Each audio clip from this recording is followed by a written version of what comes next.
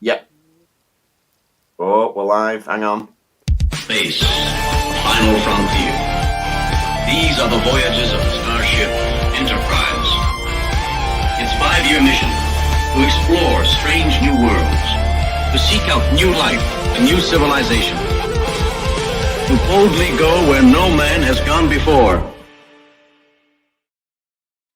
Greetings, salutations, and welcome to Retrek. I'm Captain Jim. With me, of course, is Admiral Elliot. And joining us for a very special episode, Dr. Squee and Ambassador Nicola. Oh.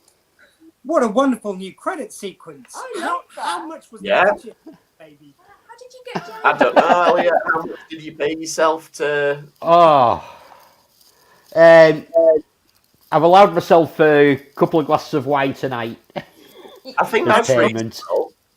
You know, we saved obviously a few million because we waived our likeness rights, but apart from that. Yeah. So, yeah, the reason we're celebrating is because this is our 100th podcast episode. Woohoo! Woo! Which, you know, it took us a bit longer to get there because I did the whole dying thing and everything. And, Yeah. we've missed a couple of episodes here and there. But, yeah, we've got here, so 100. You So just thanks to you everybody. die once and you don't shut up about it. This is it, you know. So, yeah, we thought it'd be nice to have a reunion. And we thought it'd be nice to talk about a classic. And, yeah, Well, we've we're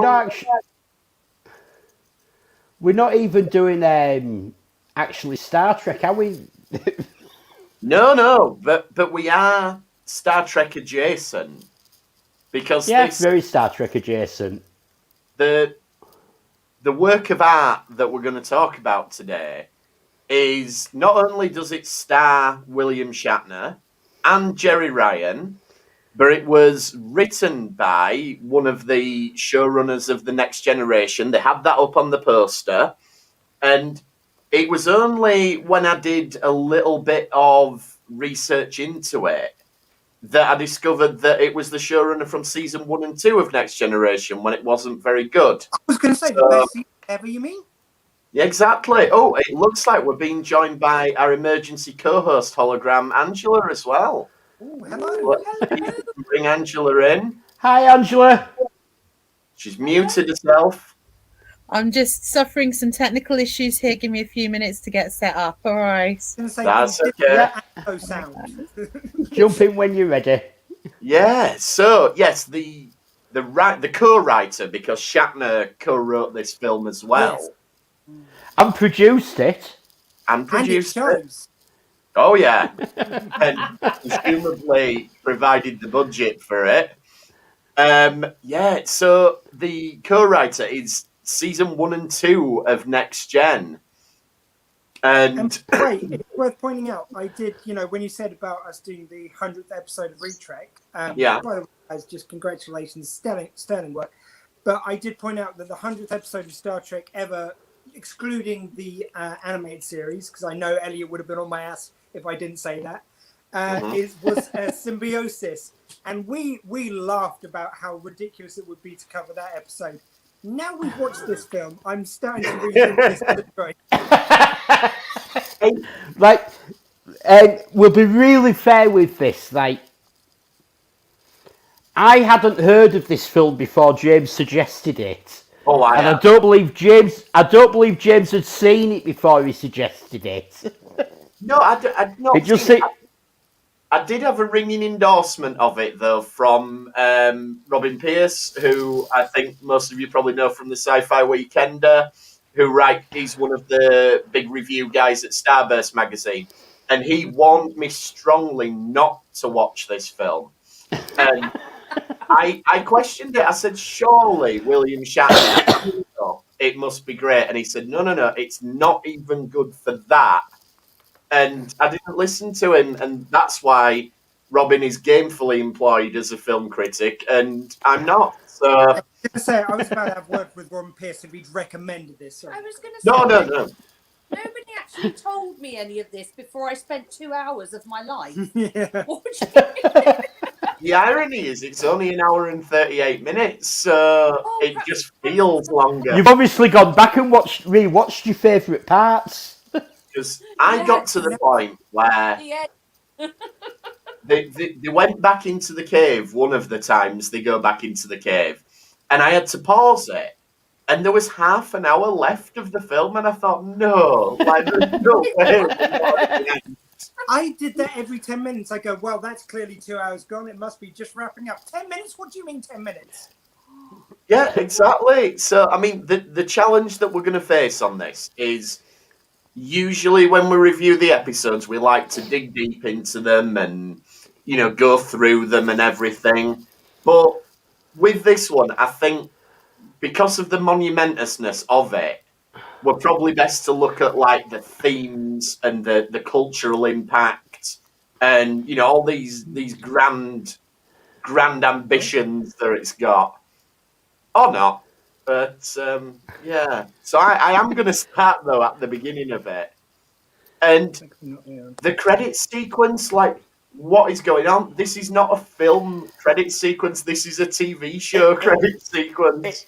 It's a 60s TV show credit sequence because it's showing you clips from the movie. Yeah, exactly. It's like those things you used to get on Buck Rogers where it'd be like, coming up later in the hour, and it'd show you all the best bits. I mean, obviously this one struggles to show you the best bits, but... I think it's also like the two main selling points of it. Hey, Angie, we can see you now. Hi, Angie. The selling point for me is like the fact you've got Shatner, obviously, a big draw. You've got Jerry Ryan, two Trek legends, and they managed to get Shatner's in like two scenes at the beginning and end, basically the hero scenes whenever he wants to be. And Jerry Ryan, spoiler alert, but I think the writers and directors already got there. But Jerry Ryan dies kind of about half an hour before the end. It's like, yeah, let's just take one. Well, Does she? If you had sort of understood the film, we'd have known. I mean, it really, and the ending. Oh my god! Like, I know, obviously, I'm jumping the gun, but someone's been watching Lost and thought it was a good idea somehow. Well, just because it's too complex for you and you can't engage with what they're actually doing. To me, I got this because we've done like all the time travel, or most of the time travel episodes of Star Trek. And they've got Jerry Ryan in this from Voyager. So this makes perfect sense to me, did the ending. Yeah, it never happened. It never happened. So before we get stuck back into the film, Angela, welcome. Hello. How lovely to see your faces again. Yeah, it's nice to see you again. I think with the Tribbles, the last time you came on, we had a chat about the Tribbles. Yeah, that was great fun. I love that. It's really lucky she didn't see what picture I put in the title sequence. Oh, yes, yeah, we had a retrek first as well, like 5 of us right here. Wow. Yeah, this is it. The only person we're missing is Vicky came on for the Tribbles episode as well, and we tried to get her for this one as well so we could have everybody. Yeah, she said that she might pop in. Well, the problem is Vicky's got a life and doesn't need to be here talking about a William Shatner film, whereas the rest of us have it.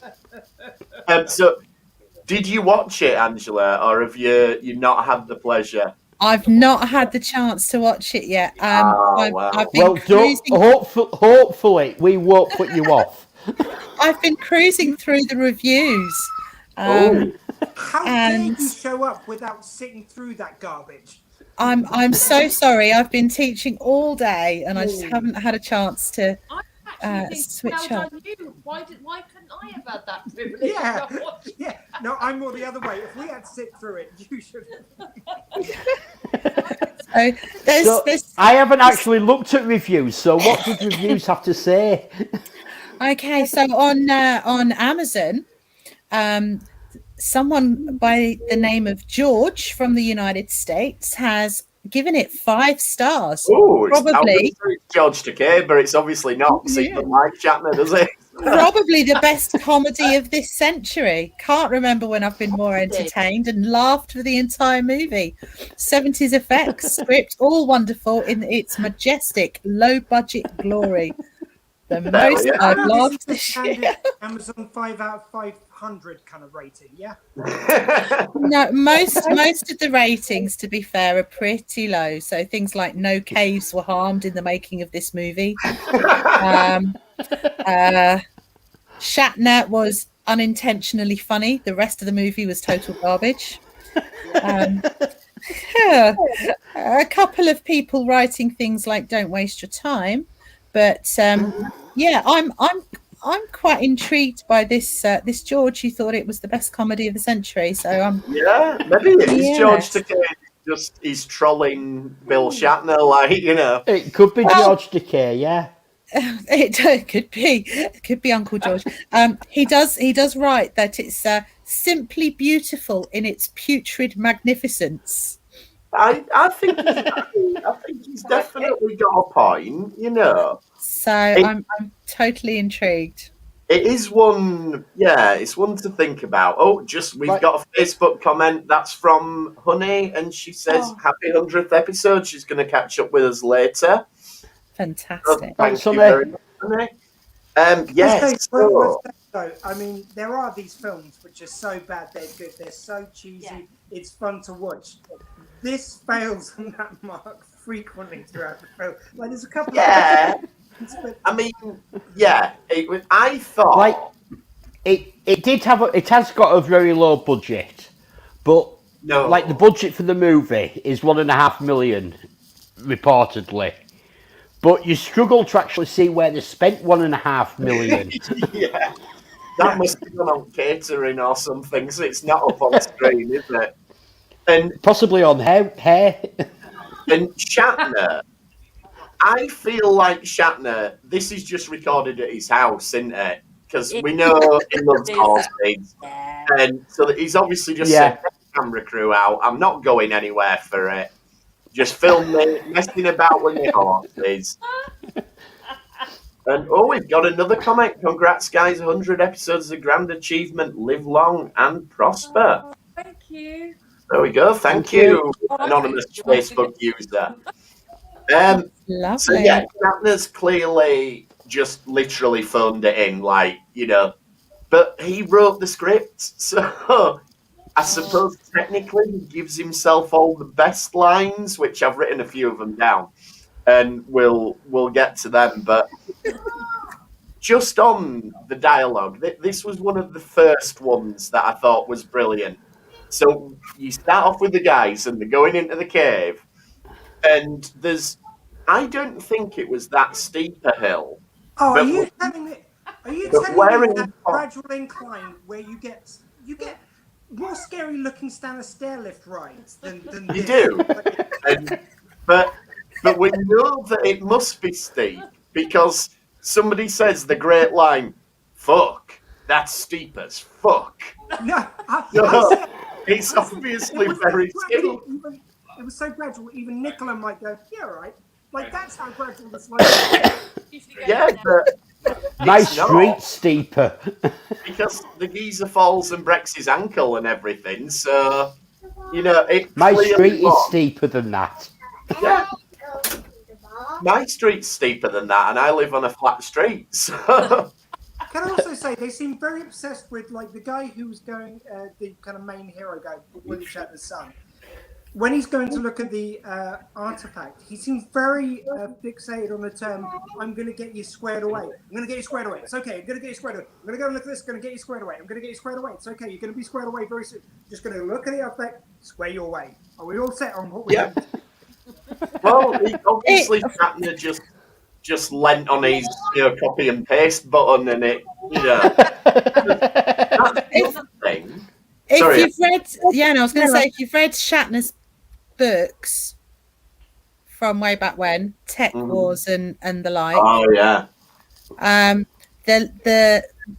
the vocabulary, the lexicon that he uses is quite restricted. So if you get something that sounds good, a phrase or a term, it gets used to death. So if he's had much Yeah. input into the script, that does not surprise me.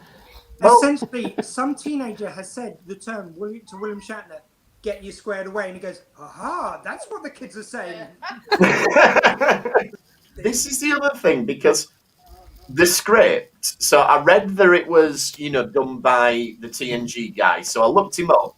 That man died in 2015. This film was made in 2019. So a few things could have happened. So they've done a script, and it's that amazing that they can't get anyone to make it for 4 years. Or they've written the script, and then Shatner's had 4 years just to work his magic on it and spruce it up. Shatner's brought in a ghostwriter. Oh, good one.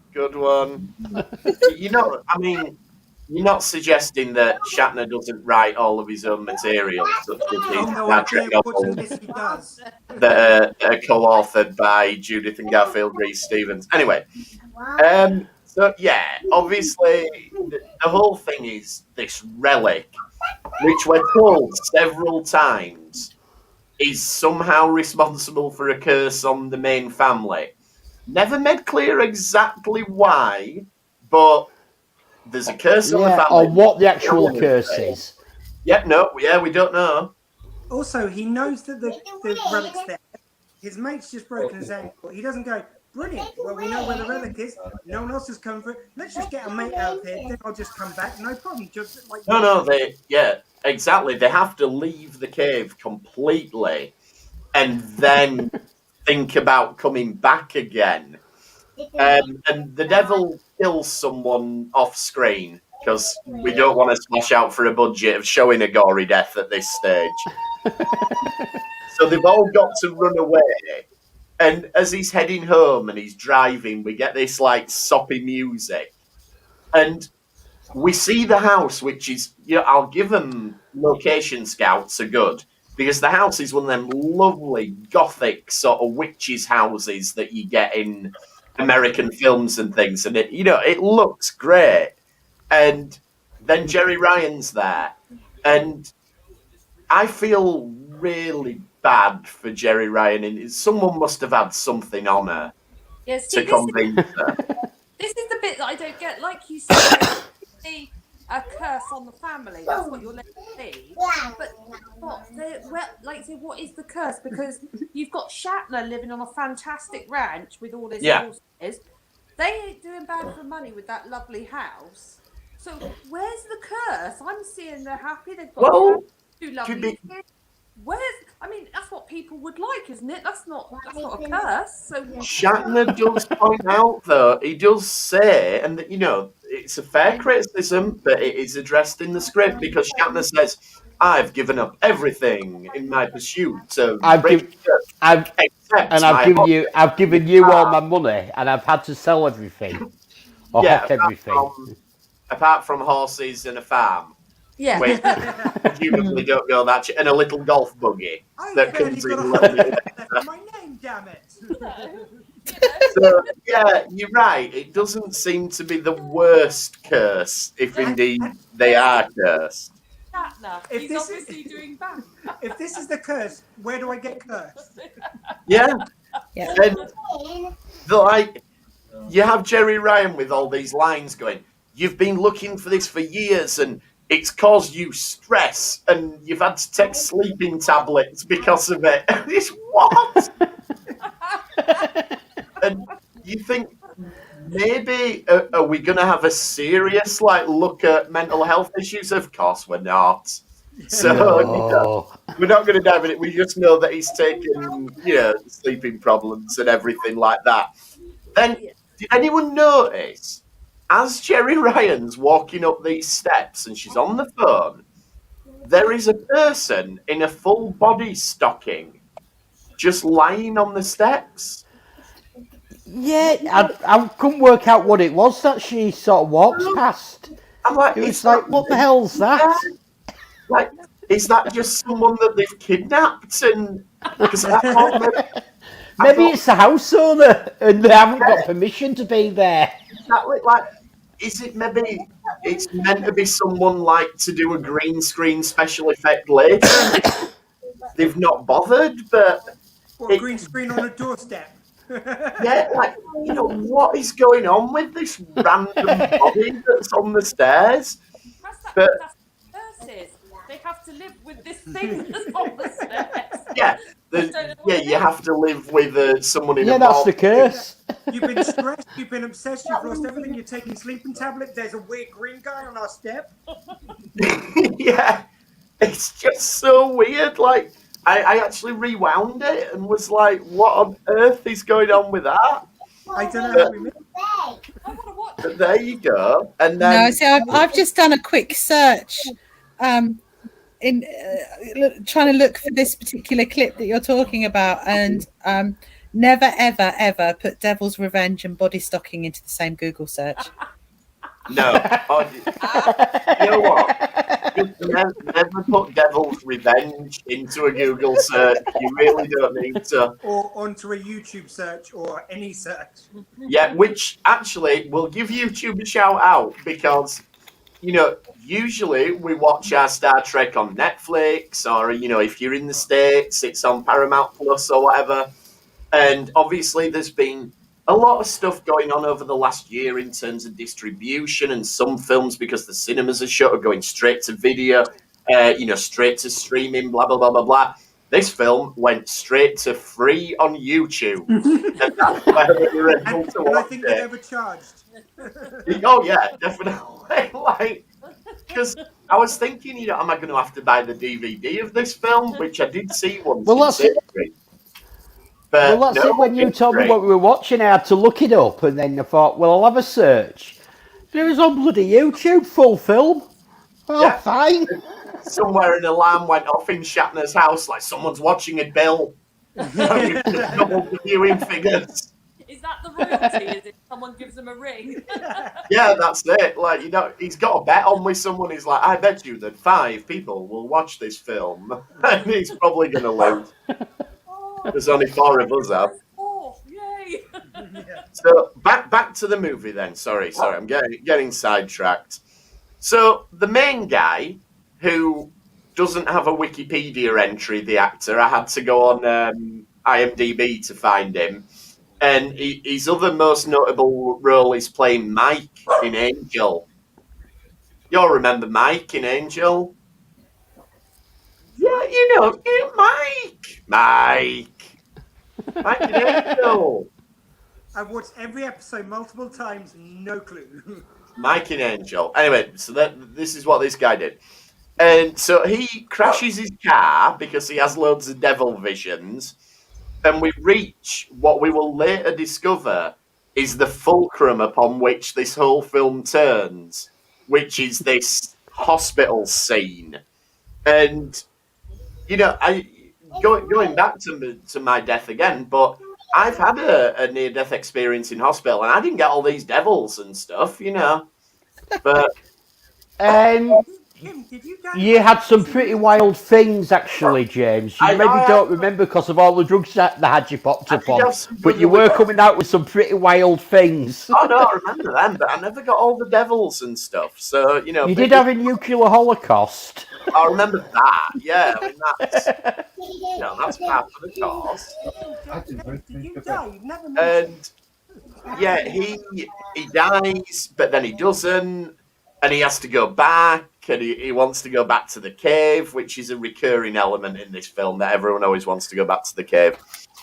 And then when he's driving out with Jerry Ryan, she starts talking about the devil, and she does this thing where, she's like, and he will destroy you, and you get like the Exorcist sort of voice sound effects and everything. Is this the time when is it just him and Jerry? Or Jerry? It's him and Jerry in the car, yeah. Just him and Jerry. Okay. But also the devil. And we find out that apparently what's happened is that by messing around with this relic, he has disturbed the evil. And the evil are called the Evening or something. And that's it. That's what we get. That's your exposition. The devils. Oh, yeah. They're the dark ones. They're a tribe of Aztecs who lived underground that can't stand the sunlight. Oh, of course. You're right, yeah. Someone wiped them out or something. I heard that. Yeah, bit. the above ground Aztecs wiped them out. That's it. Yeah, I remember that bit. Yeah. And then they did a deal. They prayed to God, but he didn't do anything. So they decided to pray to the devil instead. And at some point, they cursed this family. Yeah. I'm guessing. Maybe it needs. Maybe it needs like a prequel. So if it's the I devil, think it Don't give does. Shatner ideas. So I'm thinking. Yeah, Bill, if you're watching, we need a prequel to explain some of this. Bill, if we watch it, we bloody well dare. So can we assume maybe that William Shatner made a dodgy deal with the devil over some horses or something? maybe, yeah. Now why he's pissed off with him and. Yeah. Oh, Well, yeah, Luke, no, everything's 'cause around it- him, but the original thing he made the deal It's for all to, the mansion with the horses. well, Yeah. you've got. I imagine that his family were part of the Spanish conquistadors, because he says that it's like from the family when the family first fighting the Aztecs. Yes, of course. The descendant. So they've got to be Spanish dissenters. This family. They Oh, are. yeah, Shatner, that famous Spanish rogue that he looks like. Oh, he does. He does. Shatner can play Spanish. He learned it from Ricardo Montalban. He got the, he got the skills and everything. So the main guy goes to university to find his children, and there's loads of devil pictures all over the walls at this university. And there's also a sign that says the art class has been rescheduled to 5 p.m. I'm not going to a class at 5 p.m. at university. I'm down the pub by then. Who's going to do that? And then, The afternoon classes are really a bit dodgy, whether or not. yeah, exactly. I mean, come on. It's that to take them to potentially be killed. It's like, come on, family, let's go on a nice vacation, And they're insistent. Hadn't he been to see his dad before this? No, not yet. No, you get the library scene first. Yeah, the library scene's integral because when you look at well-constructed narratives, what you tend to get with that is that there's no sort of subplot wasted and nothing's introduced that won't be paid off later on. So obviously the son dealing medicine at the school is going to be vitally important to the rest of this film. Yeah, and doesn't the dad then kind of gets possessed? Them to kind of Yeah. which is never followed up again. Well, he's hallucinating, isn't he? Yeah, he smacked someone and he duffs up the door. He decked it. No, Jerry Ryan says it. He decked him. He did deck him. I thought the Which is- suggestion was there that he was possessed by. No, she went, you just decked that kid. Yeah. It's- Wasn't he kind of possessed at the time? Which one are you? Maybe. Yeah. It's, Yeah, I think he was hallucinating because you sort of see that one guy gives his son something and he sees it as like some pills and all that. But when he takes out of his son's pocket, it's a pack of sweets. So he's hallucinating. That's The things that he see. And it's like the thing with his daughter and all that. I don't think that happened either. He's hallucinating all this stuff. I've suddenly realised this is a choose your own adventure. You watch it and then try and figure out what the fuck you've watched. Everyone's right. Yeah. No, I thought that was made quite clear that he was hallucinating. You're right. When he pulled the pack of sweets out of his son's pocket. That You're the right, things but that sorry. he's seeing one thing, but the truth is something else. Yeah. Do you think And he was that's hallucinating curse. But he really decked the kid though. Do you think he was hallucinating when that boy called him? Was it an a-hole he called him?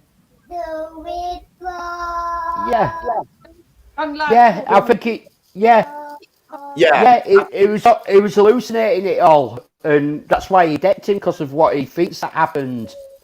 But he Right. just decked this kid. He decked a kid for no reason. Yeah. Right. And somehow the devils are still in the school and they do a couple of murders because we haven't had enough murders yet in the film. So we need to have a couple of senseless killings. So they kill the people that the dad's kind of interacted with, don't they? Yeah. So And it's maybe that's the curse.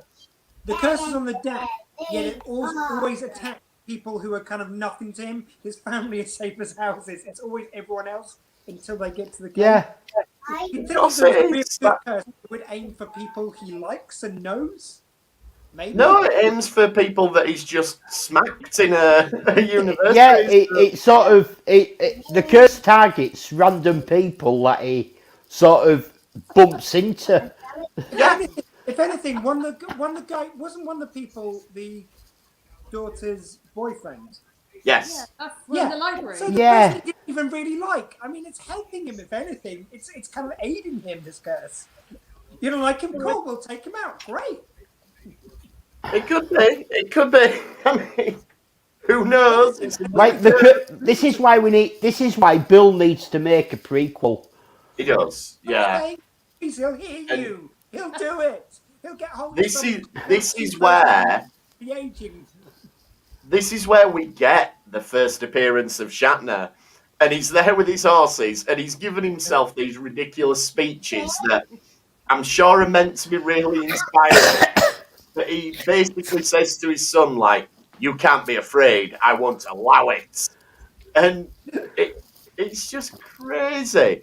But yeah, I'm not scared. His son said, "I'm not scared of dying. I'm just afraid of death." What? Well, yeah. Yeah, and he talks about like, oh, I've seen it 100 times. That moment when guys are dying and they're cool with it. Yeah, you know that moment that everyone gets when they're dying. Not terrified of people. Yeah. You're a coward. You're a coward. If you don't go back and face them, I'll kill you myself. Yes. I'll run you over my golf cart. Yeah. I'll kill you myself. You're a coward.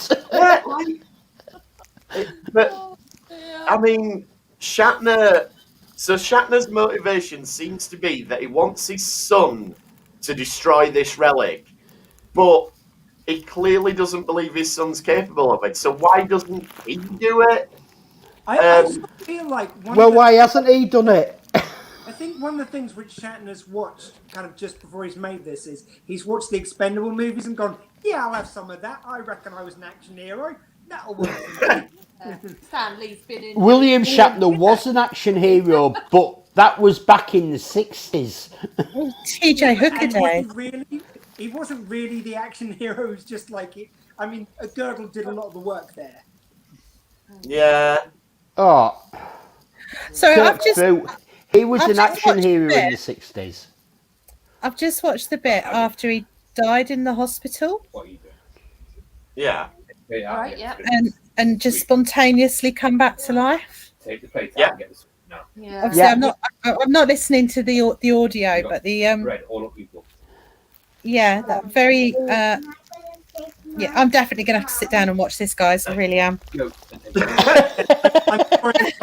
We're selling it to you. This is how good it is. I apologise for the spoilers, but he explains a little bit more about the curse because he says, you know, the curse is the relic, and you've pissed it off by disturbing it, but not destroying it. Oh, by the way, can I just go back? So there's a bit of dialogue I missed with Jerry Ryan. Yeah. He goes, "Oh, I saw it." She goes, "What? You touched it? You grabbed it?" It's like, no, he said he saw it. The dialogue, not one bit in this film. Well, you know, and he has Shatner has another good line of this where he's talking about the conquistadors, and he goes, "Fucking Aztecs." This idea that someone's really annoyed at the Aztecs. Jim, if I've said it once, I've said it a million times. Those fucking Aztecs. I'm Yeah. so tired of it. Going down. To fucking blame for everything. The COVID fucking Aztecs. The Met calendars. that European only Super League fucking Aztecs. So we know who to blame now. Dear. So all this stuff about him being a coward, and he's like, you've been in combat, you've killed people, and it's just crazy. Anyway, No, you've never been in combat. I've been in combat. I've killed people. Sorry. You can't imagine what it's like. One day you're a soldier, the next you kill someone and you're a killer. And Elliot, you think that Shatner should go make the prequel? No, he's making the spin-off. I do. The fucking Aztecs. And the main guy decides he's had enough and he's not going to pursue the relic now. So we need a bit of tension in the film. So he's not going to do it. Instead, he's going to go get it on with Jerry Ryan. But wouldn't you know it, she turns into a devil. And that makes him decide that he's going to go back again. But we didn't know that at that point, though, did we? We didn't know when she was encouraging him to go back that she was the devil. No, but when they're getting it on the bed, she like morphs into the devil, and that's what convinces him. I thought that was the end. No, that it happens again. She turns into a Like- devil, and I got extra turned on. That bit. I remember that. Yep, that's the bit. We have got a picture, so you can see the comparison between the two of Jerry Ryan and the devil here. Ian didn't Right. see that she changed. He was Yeah. like, "Yeah, Oh. still keen." Yeah. So yeah, there we go. There's a shot from the We film. have the devil in the background, and Yep. compared to Jerry, Yeah, and then we have and Shatner. there we are. We've got action hero Shatner. Yeah, and then you've got the guy who's actually the main star of the film not doing anything. Yeah. I love the fact that for about 10 minutes screen time, Shatner gets top billing. Yeah, well, when you produce it, write it, you're gonna get. He's produced it. He's half written it, and it's probably his money that's actually gone towards making this. Well, you'd hope so. So they all decide to have a family outing, and they set off in an RV. Yeah. This is with the full family now. The what? Sorry. Yeah, because it's it's that dangerous, full-on this curse, family that he'll thing. take the kids with him. Yeah, it's like the family demonic outing, isn't it, to the caves? Well, Yeah. they decide they've got to do it as a family. Okay. And there's a bit when they're going on the road. When And the daughter, I was just going to say, it's a bit when they start looking at the book. And I love the fact that when they're going through, and it stops in the book and goes, "Don't Yes. run." What? I wonder if that book's important at all. And she opens up and they start reading the story. And they go, and the one was right. It goes to just one shot of a woman going, "Ah!" And then they kill them. Stab. And it was like really clunkily done, flashing back to them reading the book. Like usually you'd start them reading and then you'd have the voiceover over the action of what's happening, you show the scene. But it's just cut away to really awkward one scene, kind of one shot moments. are you genuinely critiquing the mise en scène of this film? Why you're actually Yeah. having a go at real critical analysis? I'm not poo-pooing your analysis. I thought it was very good, but the fact that you've taken the effort to do it. It was just that moment. It was just. Let's not forget that like this is. it went above and beyond how clunky this film already is. Yeah, I mean, let's not forget that this is from the director of such classics as Atlantic Rim, which came out around the same time as Pacific Rim. Do you know Atlantic Rim costs So you there extra you go. for some prostitutes? Yeah. Having seen both, Um, I can well imagine.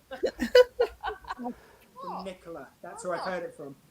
Yeah, sorry. Yeah, my former job, I say trust. I was I've suggesting heard you it were a from client, her. but Times were hard through lockdown, we had to get second jobs. I was only suggesting you were a client. You're the one who put yourself into the job. Do you want a shovel there? Dig yourself out of that one. Oh, I thought you meant for her to just go. Yeah, Well, that too. I've been saving up for so they rock up in the RV, and it just so happens that the funeral of the guy that died at the beginning is taking place at this exact moment. Paul, And yeah, Let's remember his name, because he did die, Paul. Right, he did, sorry. I never forget Paul. And so they turn up in the RV and they have a bit of a row. So presumably they've got to cross through this guy's home to get to the area where the cave is. Is that what's going on here? Yeah. Well, I assume so. They've got to cross. They've got to cross the funeral parlour. Yeah, to get into the bit.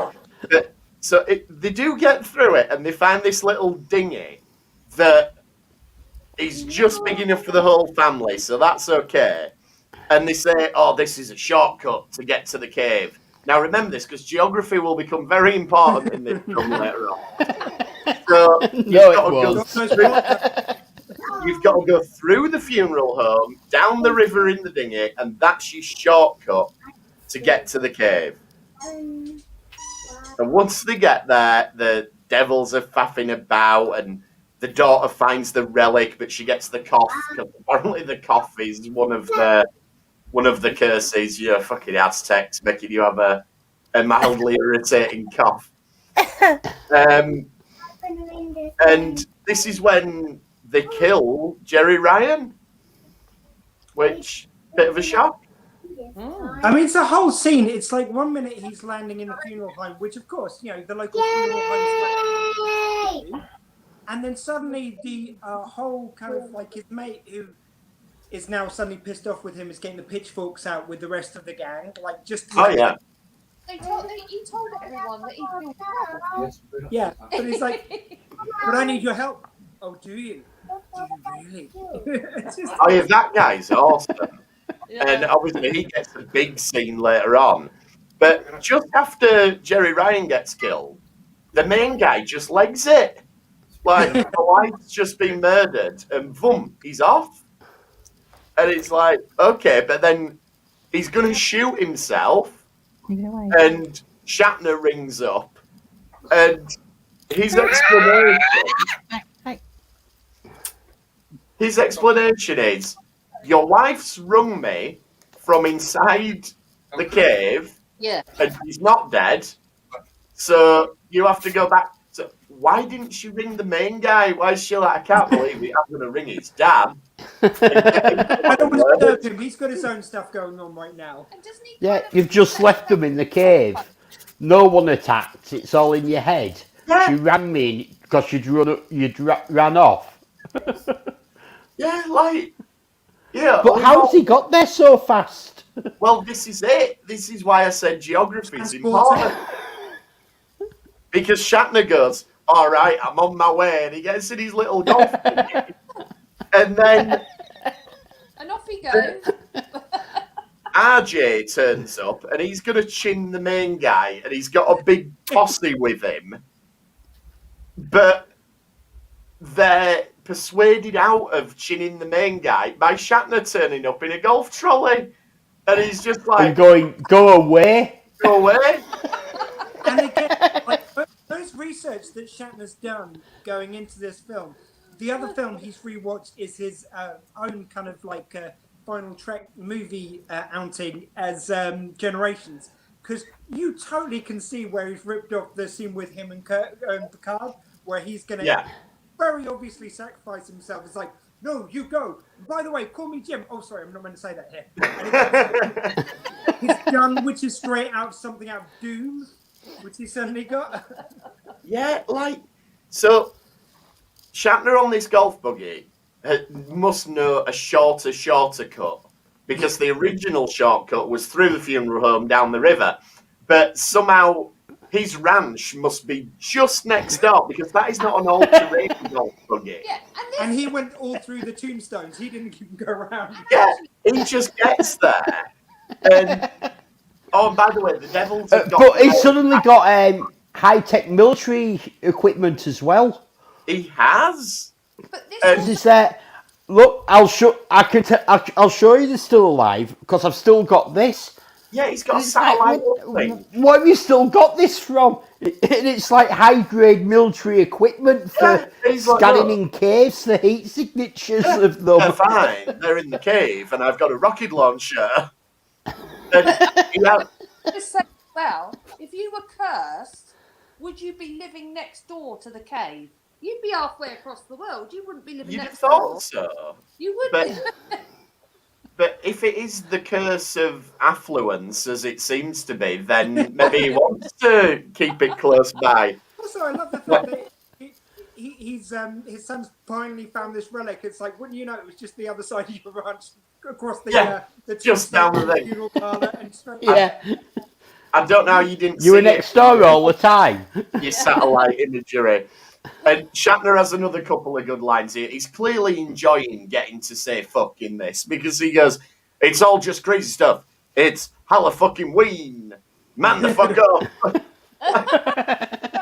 He's like Shaft now. And then we get the scene where they have to get back to the cave. So the guy's run a long way away from his missing wife because we get to see a scene where two stunt doubles make the way down the river because there's no way that's Bill Shatner. Oh, we haven't had the posse dies as well in between. Oh, sorry, yeah, the posse dies, yeah. After Shatner's Yeah, scared them off. the devils come up and kill the posse. They do. And even though it's not Shatner, I just love to watch people on an area which clearly isn't even remotely dangerous. It's a couple of steps trying to act as if it's dangerous, like, This is dangerous stuff. There's some really sharp inclines on this, as we know from the start. Because they told us at the start, didn't they? This is fucking steep. It is. He did Can you say. imagine if it was slippery as well? You want a little sign in the cave saying steep as fuck, don't you? Yeah. And Shatner then, he unloads all his gear and he's got a backpack out of which he produces another backpack, which has got more stuff in. You always double backpack when you go on a mission, Jim. You must do, yeah. So the main guy goes back and saves Shatner from the devil. And they have a bit of a father-son bonding moment. He's like, I knew you'd never let me down, even though I told you to man the fuck up. But and then Shatner, as you said, this is when Shatner does his big heroic, I'm going to sacrifice I've got myself. this. And he gets his rocket launcher. And you get brilliant, special effects. Just these explosions. The explosions are awesome. Well, Like you say, it's the same guy who did Atlantic Rim. And this is why Angela told us, no caves were harmed, because that rocket launcher is nowhere near that cave when the special effects go. You see, with these effects, I'm picturing if they ever did get the prequel off the ground, they'd be going, it's like, yeah, Shatner, yeah, we can do the same as that Marvel de-aging, and just they superimpose a younger wig on him. Yes. He does have quite a younger looking wig on, actually, because he's got dark hair. That's true. It's true. So they get back to the RV. They've escaped. They've got the relic. The devils are defeated. And I think you said, Squee, yesterday, no one's bothered that Grandad's just blown himself up. Yeah, he blows up, and then they go back to the car, and they go, it's like, oh, I'm going to the shower. No, I'm going first. Grandad just fucking died. Yeah, what's wrong with you people?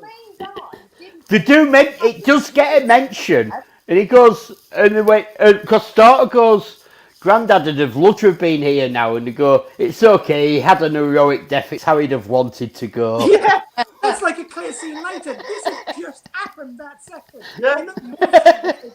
And Nicola was just raising about the guy who died earlier. Yeah, but when he came out of the river, and he didn't seem to be like, oh my god, my wife and my children, they just died. Oh, yeah. There was no...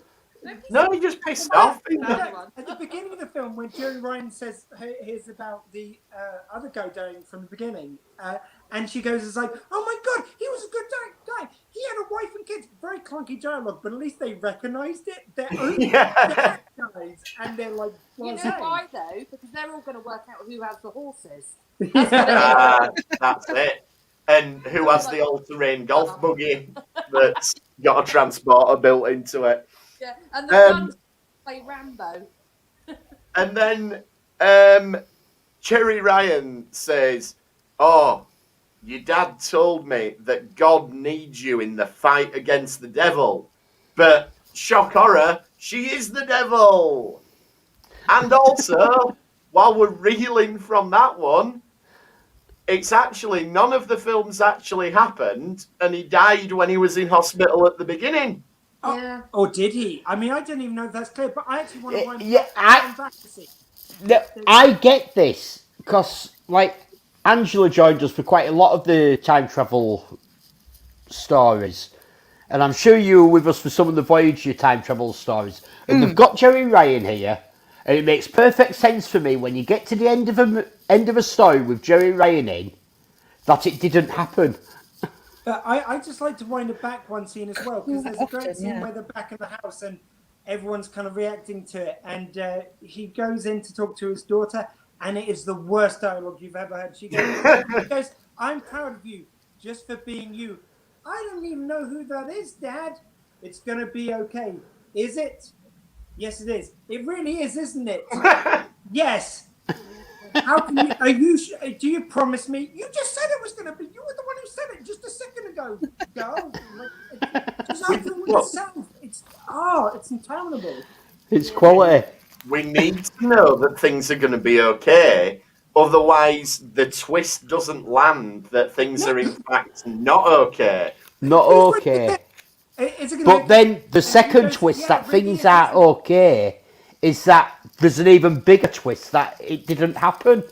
But no, to me, it's the whole point of, like, she goes like, oh, it really is going to be okay, isn't it? And he goes, yeah, it is. She goes, you promised? Like, she's arguing with herself at this stage. Well, you might as well talk to yourself in this situation, you know. Again, maybe that's the curse. Maybe the curse is introspection. She's annoying.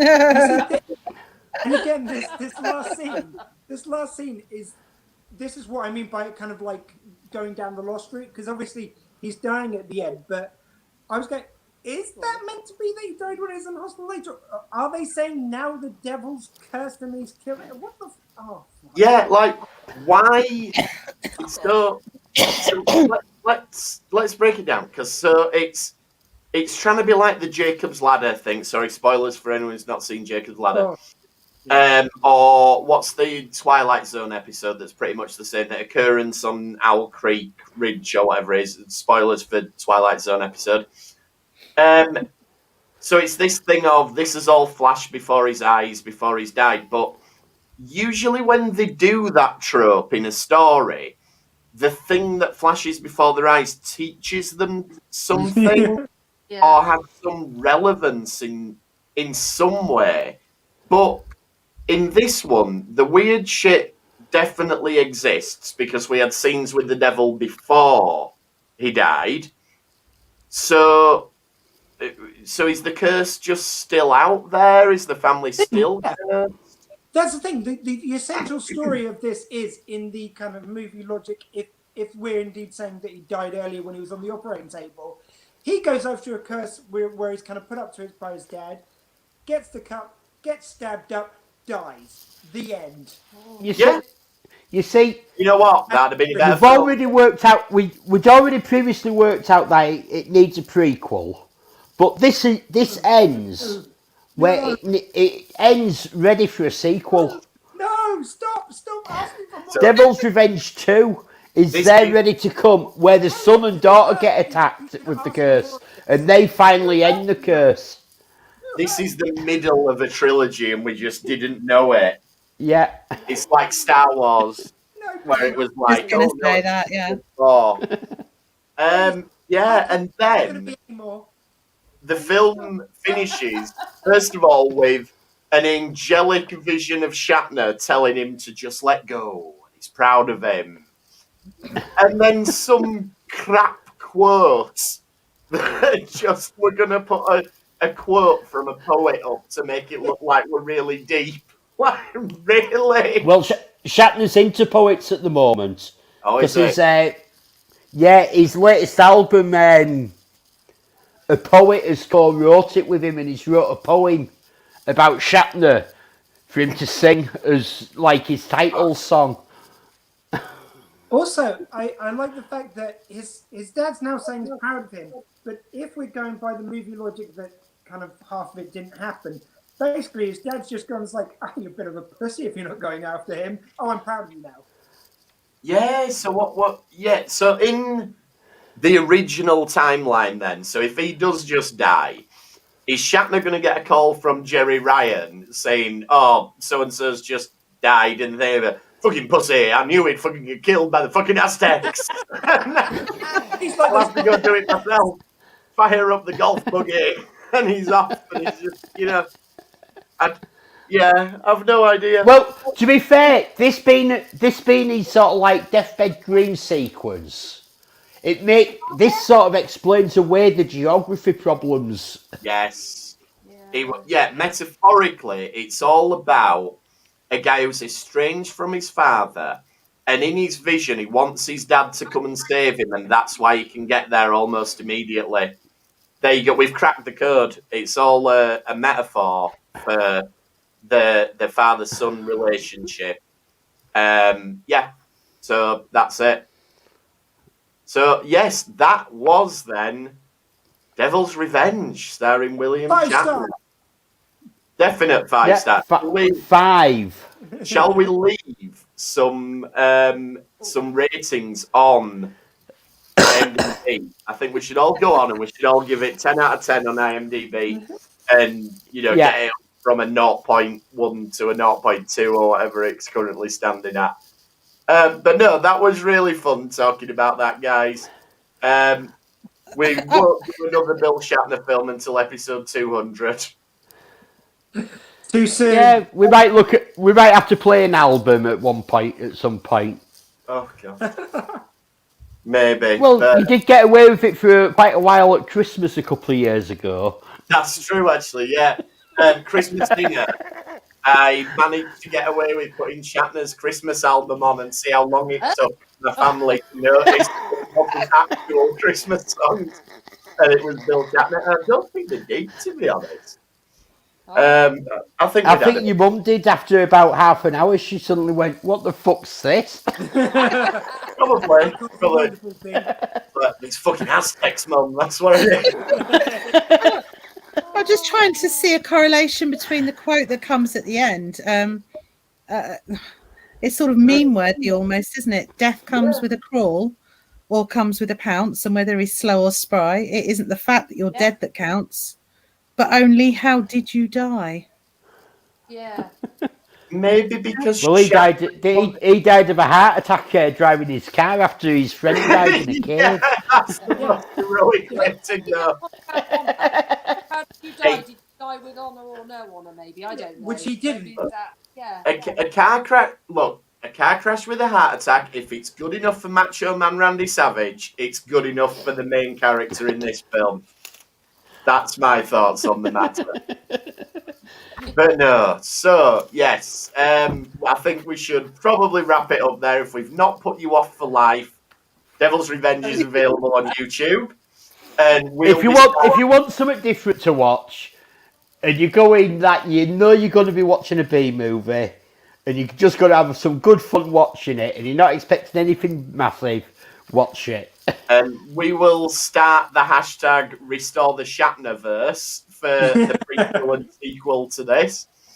We'll talk about some episodes of Star Trek next week because I definitely can't do another Bill Shatner. So we'll be talking about Hollow Pursuit from The Next Generation and Vortex, I think, from Deep Space Nine. Yeah. Yes, we know it's not technically a Dominion War episode, but we're counting it as that. But we're doing a deep dive into Dominion War. Any tenuous link whatsoever we're bringing in. And thanks again to Angela, Dr. Squee, Ambassador Nicola for coming on. It's been really good to have you back for the 100th episode. Yeah, thanks for coming on, guys. You are welcome. Thanks for having us. Yeah, well, Yeah, you're welcome anytime. Yay.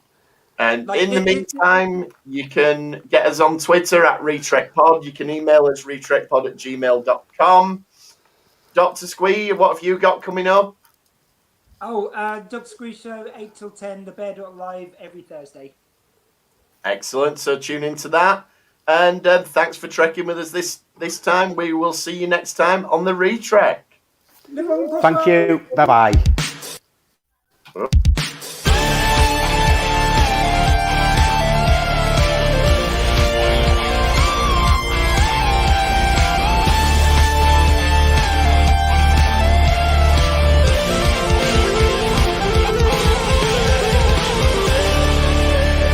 Fascinating.